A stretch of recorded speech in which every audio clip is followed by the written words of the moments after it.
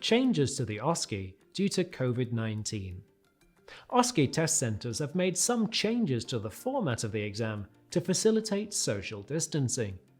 One of the most significant changes is that at the assessment station there is now only a mannequin rather than an actor, and therefore your observations should be explained rather than performed in real time.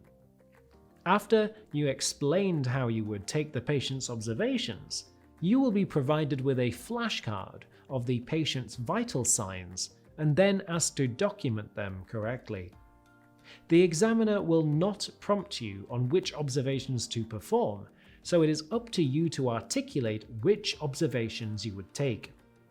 For the purposes of this tutorial, we have simply referred to the patient as the patient, but to demonstrate person-centered care in the exam, you should refer to the patient by their name. Let's look at how you might do this in the exam. Airways observation. When performing observations on the patient's airway, I would check for airway patency and that there were no visual signs of obstructions. I would listen for any breath sounds, including wheezing, and I would assess if the patient was using any accessory muscles to aid them. Breathing. To assess the patient's breathing, I would assess the rate, rhythm and depth of their respirations. I would expose the chest and look for equal chest expansion and to see if their mouth was open or closed. If they were having issues with their breathing, I might expect to see their back arching, evidence of accessory muscle use, or chest deformities. I would also use a stethoscope with their consent to auscultate their breathing. I would note how many times chest rises and falls, and count the number of respiration cycles in 1 minute and assess if they fall within the acceptable range. I would inform the patient what their results are and what they mean. If their breathing were irregular, I would offer to reposition them and address this in my care plan for the patient. I would not tell the patient that I was going to count their respirations so that it did not artificially change their breathing. Respirations between 12 and 20 cycles a minute would be in the normal range. I would advise the patient I would like to assess their oxygen saturations and request their consent. I would ask permission for which finger I should use and then check there was no nail varnish, fake nails or signs of inflammation on the finger, which could distort the reading. I would also check that the hand was not cold or clammy to the touch. I would apply the oximeter to the patient's finger and ask the patient to rest their hand. I would expect a score of over 98% on normal patient or 88 to 92% for a patient on SpO2 scale, and would record this on the observations chart. If the patient is breathing air, I would record an A in the box. If they were on oxygen, I would record the number of litres of oxygen per minute and type of mask they were on.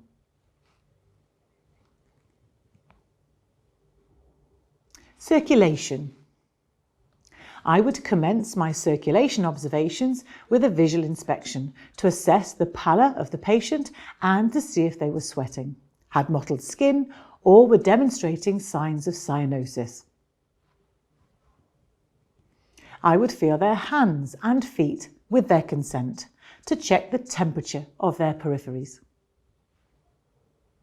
I would also request the patient's consent to take their pulse. I would ask the patient which wrist they'd prefer me to take their pulse on and use a pillow to support their arm if needed. To gain an accurate reading, the patient's arm should be in line with their heart. I would ask the patient to remain calm and quiet whilst performing these observations to enable me to measure the pulse accurately. I would palpate the artery and put my fingers in the groove of the wrist to measure rate, rhythm and amplitude of pulse. I would assess whether the pulse is weak or strong, thread or pulsating, or irregular. I would inform the patient what their results are and what they mean. If the pulse was not in the acceptable range, I would make a note so that I could address this in my care plan for the patient. Blood pressure is also a good indicator of a patient's circulation. I would ask if the patient has a preferred arm for me to take the blood pressure reading on, and before applying the cuff, I would ensure their arm doesn't have a cannula, there hasn't been any recent surgeries, inflammation or trauma on the arm, and that the patient isn't suffering with lymphedema or arteriovenous fistula. If the patient was wearing any tight clothing, I would ask their permission to remove it and also ask them to uncross their legs.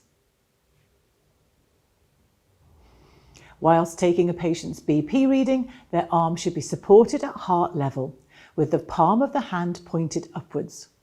If the patient's arm was at an angle, I may need a pillow to support the patient's arm. When checking that the blood pressure cuff is the correct size for the patient, the bladder length of the cuff, which is the part of the cuff that will be inflated, should cover 80 to 100% of the patient's arm circumference. The width of the cuff should be about 40% of the arm circumference. I would palpate the brachial pulse before attaching the cuff and put the centre of the bladder over the brachial pulse when I applied it. I would ensure the machine was working, and I would encourage the patient to relax and not speak whilst the reading is being taken to ensure an accurate reading. I would advise the patient of the reading and tell them whether or not it was within normal limits. If it was out of normal limits, I would then ask the patient if that reading is normal for them. I would then record the BP on the observations chart. As part of my circulation assessment, I would perform a quick capillary refill test by applying a small amount of pressure to the nail bed to see how quickly blood returns. In a healthy patient, I would expect the blood to return within 2 seconds. I would do this whilst the patient's BP was calculating. I would also consider the patient's fluid balance and urine output as an indicator of their circulation by looking at their fluid balance, asking the patient how much they've had to drink and when they last passed urine. Disability. I would assess the patient's level of consciousness and the AVPU score by assessing if they appeared alert and responsive to my presence. I would ask them some questions to understand how oriented they were. For example, asking them for their name, the date, and if they are aware of where they are. I would also assess their eye-opening response and motor response. Low blood sugar is a common cause of disability, so I would request the patient's consent to do a quick blood glucose check on them. I would ask the patient if they have a preference on the finger that I use for the test, and then push the lancet flush up against the skin and press it. When the blood droplet pools, I would dip the end of the test strip into the blood droplet and wait for the monitor to produce a reading. It is helpful to know what the patient's normal blood glucose level is in order to make an assessment of whether their blood glucose level is normal for them. After taking the reading, I would pass the patient a cotton wool ball to compress the bleeding. If the patient is identified as having low blood sugar, then, depending on the severity, I may need to treat them with glucagon. Glasgow Coma Scale, GCS. If the patient had received an injury to the head or scored less than alert on the AVPU scale, I would perform Glasgow Coma Scale, GCS, assessment on the patient. As before any type of assessment, I would inform the patient of the process and gain their consent.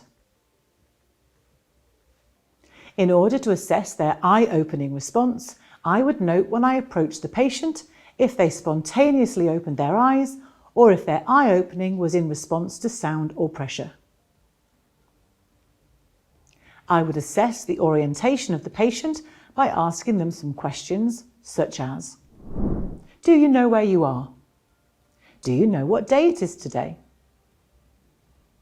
Do you know how your next of kin is?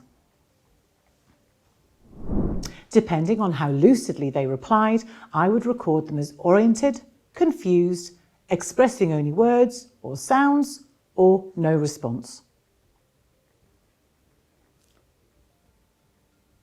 I would assess motor response by asking the patient to follow straightforward instructions, such as sticking out their tongue, raising their eyebrows, reaching out and squeezing my fingers, and raising their legs.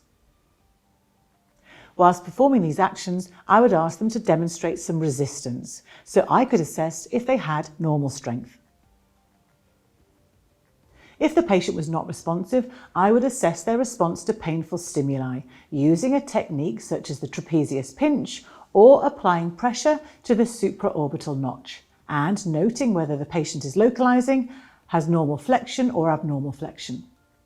I would apply maximum pressure before recording a response. I would only use a painful stimulus that was appropriate for the patient. For example, I would not apply pressure to the supraorbital notch in a patient with glaucoma. Throughout my exposure observations on the patient, I would take care to protect their privacy, dignity, and temperature control. I would start by taking the patient's temperature using a tympanic probe. I would explain to the patient what I was doing and gain their consent. Before inserting the probe, I would check if the patient was wearing a hearing aid and also check for signs of swelling or redness in the ear canal. Once the temperature reading appeared on the probe, I would advise the patient of whether their reading was within normal range, then discard the probe into the clinical waste bin and perform hand hygiene immediately. I would also record patients' temperature on their observations chart. I would assess for skin integrity by asking the patient to expose themselves in a dignified way and assessing them for bumps, wounds, cuts or rashes. At the same time, I would have checked any IVs, urinary catheters and drains for tenderness, swelling or redness. I would then move on to the AMPLE acronym and ask the patient about any allergies, medication, pain, their last meal, and events leading up to their hospital admission or appointment. Calculating News 2 score. In order to determine an overall News 2 reading, I would take numbers from central column on News 2 chart and add them up to create a total score. Using this score, I would make a judgment on how often the patient needs to be monitored and if escalation of care is required.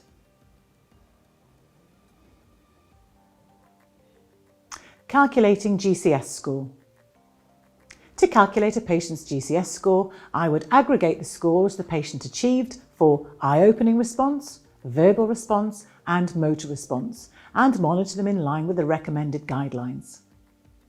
If there is a drop of 1 point or more, the patient needs immediate escalation to the doctor.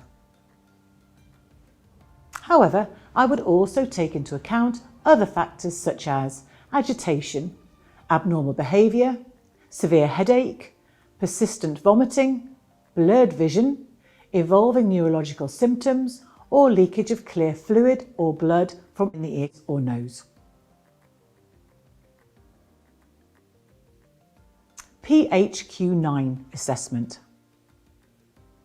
When conducting a PHQ-9 assessment, in addition to the form they filled out, I would normally assess the patient's body language and consider how open or closed their body language is, how much eye contact they're showing me, the tone of their voice, and how easy it is to get them to be engaged. If a patient is not very communicative, it can be a sign of low mood. I would use my conversational assessment with them, along with the PHQ-9 and vital signs observations to inform a more complete perspective on their well-being. Summary. By explaining clearly to your examiner how you would complete each step of the assessment process, you can demonstrate to them your knowledge and understanding about evaluating a patient.